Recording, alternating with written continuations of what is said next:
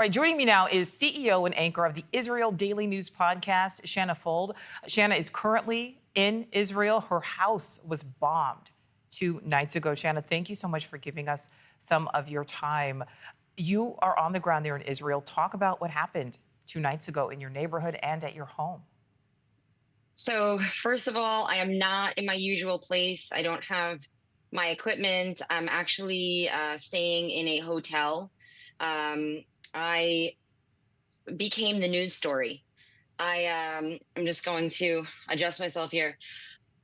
I lost basically everything. My home had a rocket fall behind it, right behind my apartment. I heard it whizzing by when I was in the Mamad, which is the safe room. And I just have to say that it's been such a disorienting 2 days for me.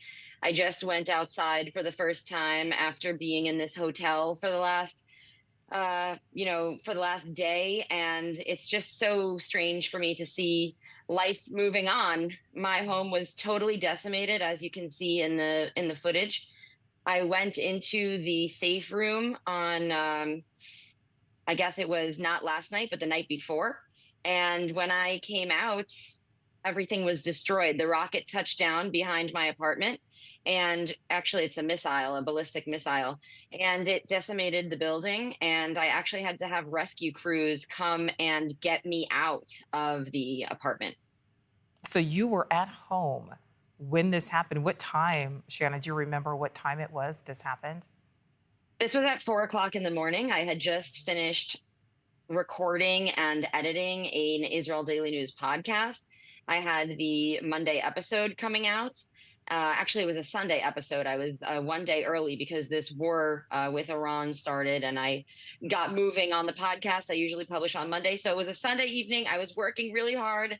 I had just hit publish at 4 o'clock in the morning going into Monday. And that's when we got alerts for a missile coming in. And so, yeah, I was working all night right until that missile alert came in. And that's when I went in the safe room. Okay, so I'm so glad that you are okay. Looking at that devastation, what does the rest of your building look like? And I know that at least 24 fatalities have been reported there in Israel. Do you know if any of them happen to be in your building? None of them happened to be in my building. A lot of people in my building actually evacuated themselves before the rockets came in. A lot of people have been trying to find quote unquote safer zones, although the entire country has experienced missiles.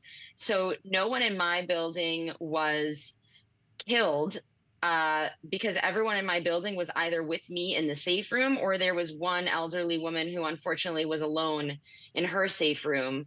And I watched everybody come out, and I made sure to see everybody come out. Have you ever personally experienced anything like this before? This close, truly, essentially destroying your own home? I think it still hasn't quite hit me yet that I'm homeless and that I have no home to go back into because I've been working so hard. But I can say I've been very close in this conflict. As a journalist, I've had boots on the ground in many different parts of this country. So I did feel the pain of the nation, and I did cover all of the different sites where missiles hit down. And just the day earlier, actually, it was the same day. It was Sunday afternoon, right before I started working. Sunday afternoon, I had come back from Bat Yam, which was the site of the biggest destruction until Tel Aviv, until the Tel Aviv hit, which came in just a day later. And so I was close to the destruction. I've sheltered many times throughout the last year and a half.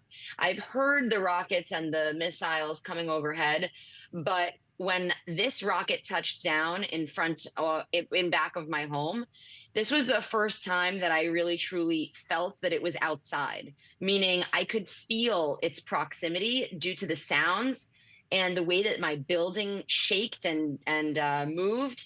And so this was the closest that I've ever been to death. And had I stayed in my apartment, I for sure would have died because the everything was lit on fire.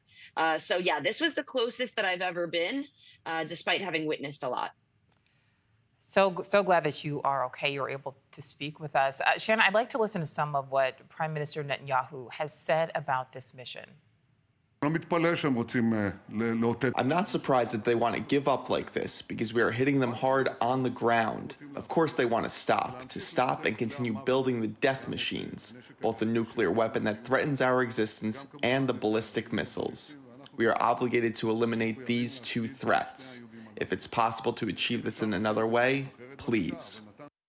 All right, so Shanna, we know that there are reports of more strikes from Iran coming toward Israel. What is the overall feeling among Israelis about this mission in Iran? The overall feeling of Israelis is that Iran is the head of the arrow, meaning all of our enemies, all of the enemy states around, all those who seek to destroy the state of Israel are being funded by Iran, and the sort of radical Islam ideas that come with that. So the general sentiment in Israel is that there's a need to destroy the enemy, and that the enemy is an ideology that lives in multiple, different arenas, but the funding comes from Iran, and that's pretty common knowledge here. So a lot of people want to see this war end with Israel having peace in the future and with the Iranian regime being taken out. That being said, the destruction has become so real for so many people who until this point have been dealing with rockets coming in from Yemen, dealing with rockets coming in from Gaza. But these ballistic missiles are the biggest, baddest of the ballistic missiles. These ballistic missiles are no joke, and Israelis are really understanding that because of the sheer destruction that is being wreaked all throughout the city, throughout cities and civilian areas. So I think the sentiment is, this is scary. This is something to be taken seriously. A lot of people are having discussions about how the running into the safe room, or running into the, we have the Hebrew words for them, the miklat, running in there. Some people used to think it was optional. Some people used to say, oh, well, it probably won't get to me. But because these ballistic missiles explode and there are explosives inside of them that are so far reaching, Israelis are really seeing the power of these missiles now. I mean, this missile hit outside of my home, but it reached and took down windows and doors and buildings for like blocks and blocks and blocks. So the idea for Israelis is, we'd better get to safety, and we'd better take this seriously. And when we hear a siren, people are really sprinting to get into the safe room. Yeah, we saw correspondent Robert Sherman. He's on the ground in Tel Aviv, and just video, and hardly anyone out on the streets. Shanna Fuld, journalist there on the ground in Israel, whose own apartment was essentially destroyed. Thank you so much for giving us some of your time. Please continue to stay safe. We really appreciate speaking with you.